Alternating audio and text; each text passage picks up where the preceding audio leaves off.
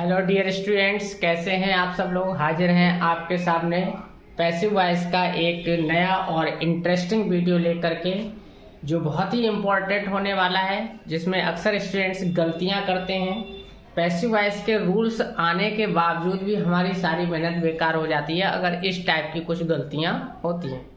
तो आज हम पढ़ने जा रहे हैं पैसिव वॉइस के वो रूल्स जिसमें बाई के बाद सब्जेक्ट ना लग करके किसी और प्रीपोजिशन के बाद सब्जेक्ट लगता है। जो अभी तक हम बाई के बाद सब्जेक्ट लगा रहे थे, by you, by him, by them, अब इन सेंटेंसेस में हम ऐसा नहीं कर पाएंगे।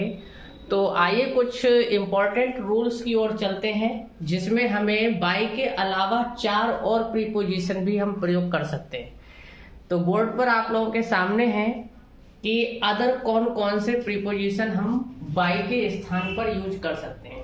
तो फर्स्ट प्रीपोजिशन है, उनमें हम टू का यूज कर सकते हैं। बाई ना लगा करके हम क्या लगा सकते हैं, टू लगा सकते हैं। एट का यूज कर सकते हैं, विद का यूज कर सकते हैं, इन का भी यूज कर सकते हैं। तो कुल मिलाकर के पैसिव वॉइस में यूज होने वाले 5 प्रीपोजिशन, जिसमें सबसे ज्यादा यूज होने वाला, कॉमन यूज होने वाला है बाई।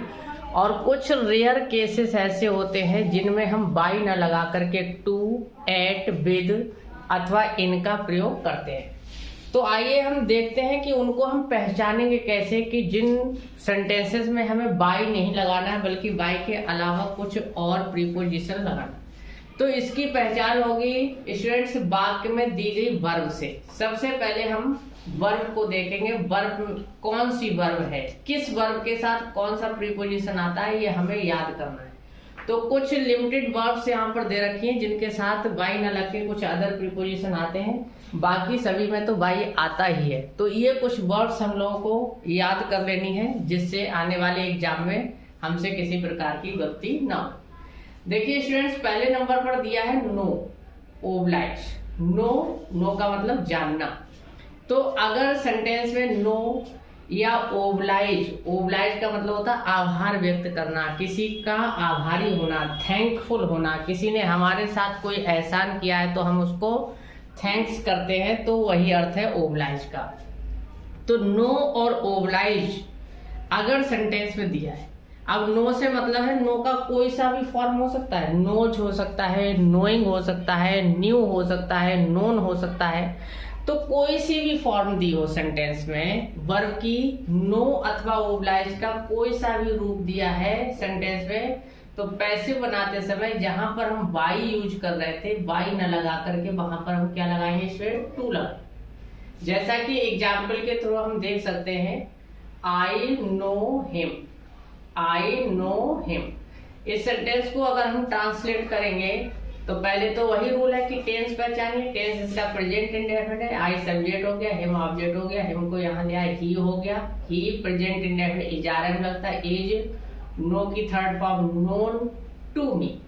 यहाँ पर हम बाई मी लिख देंगे तो गलत हो जाएगा, जैसा कि हम पिछले करते आ रहे हैं, ही इज नोन बाई मी। अगर हम यहाँ पर बाई लगाते हैं तो गलत हो जाएगा।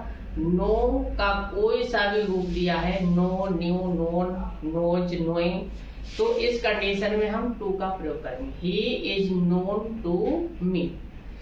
दूसरा एग्जाम्पल देख लेते हैं, ओब्लाइज के साथ भी यही कंडीशन रहेगी। सी ओब्लाइज्ड हर फ्रेंड्स, उसने अपने मित्रों का आभार व्यक्त किया।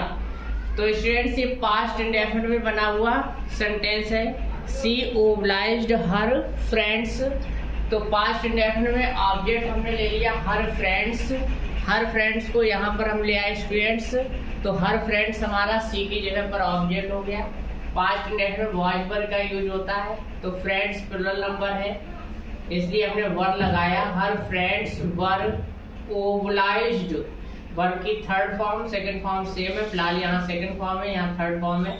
हर friends were obliged by her नहीं लिखेंगे स्टूडेंट्स, यहाँ पर हमें क्या लिखना है, टू हर। टू सी को इधर ले आए, हर हो गया। वैसे हम अदर सेंटेंसेस में हम बाई के बाद लिख रहे थे, लेकिन यहाँ पर हमें लिखना है to her. See her friends were obliged to her. इसी प्रकार से स्टूडेंट्स हम देखते हैं कि कि अगर सेंटेंस में surprised, astonished, alarmed, displeased, disappointed, distressed, ये वर्ब है स्टूडेंट्स।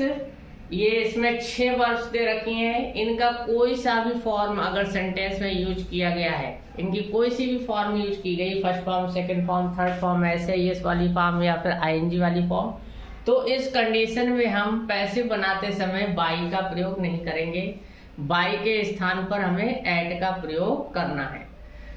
तो सरप्राइज्ड का मतलब होता है चकित हो जाना, एस्टोनिश्ड का मतलब भी होता है चकित हो जाना, अलार्म्ड का मतलब होता है चौंक जाना, डिसप्लीज्ड का मतलब होता है नाखुश होना, किसी की बात से अप्रसन्न होना, डिसअपॉइंटेड का मतलब होता है निराश होना, डिसअपॉइंटेड निराश होना, डिस्ट्रेस्ड का मतलब होता है तनाव आना, टेंशन लेना, तो ये डिस्ट्रेस तनाव देना, ये डिस्ट्रेस का मीनिंग होता है।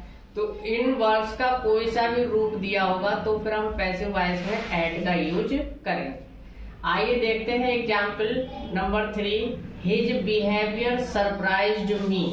देखिए स्टूडेंट्स, इसमें सरप्राइज्ड आ गया, हिज बिहेवियर सरप्राइज्ड मी। तो हिज बिहेवियर सब्जेक्ट हो गया, मी ऑब्जेक्ट हो गया, मी को यहाँ लाए, आई हो गया, पास्ट डेफिनेट का वाक्य यहाँ सरप्राइज से पता चला, इसलिए वॉज वर्ब का प्रयोग करेंगे। तो I was surprised by his behaviour ना लिख करके यहाँ पर हमें लिखना है at his behaviour. I was surprised at his behaviour. I students देखते हैं अगला example, his success astonished everyone. उसकी सफलता ने हर किसी को चकित कर दिया। पास्ट इंडेफिनिट का वाक्य, फिर से सब्जेक्ट एवरीवन को लेकर आए हम, हिज सक्सेस की जगह everyone was astonished by his success ना लिख करके स्टूडेंट्स हमें क्या लिखना है, at his success.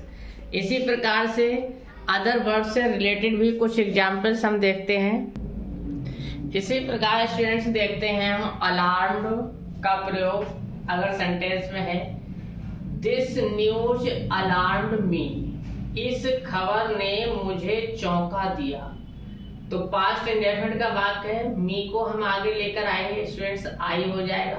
Past indefinite was verb का प्रयोग होगा, was, I was alarmed by this news ना लिख करके हम यहाँ पर क्या लिखेंगे स्टूडेंट्स, एट दिस न्यूज। ये बात हमें किस चीज से पता चल रही है कि यहाँ हमें बाई का प्रयोग नहीं करना है। ये जो गिवन वर्ब्स हैं, जो वर्ब्स दे रखे हैं, ये हमें बता रही हैं कि इनमें हमें बाई का प्रयोग नहीं करना है। तो स्टूडेंट्स इन वर्ब को आप लोग याद कर लेंगे, नो और ओब्लाइज के साथ टू का प्रयोग होगा, surprise, astonished, alarmed, displeased, disappointed, distressed के साथ एट का प्रयोग करेंगे।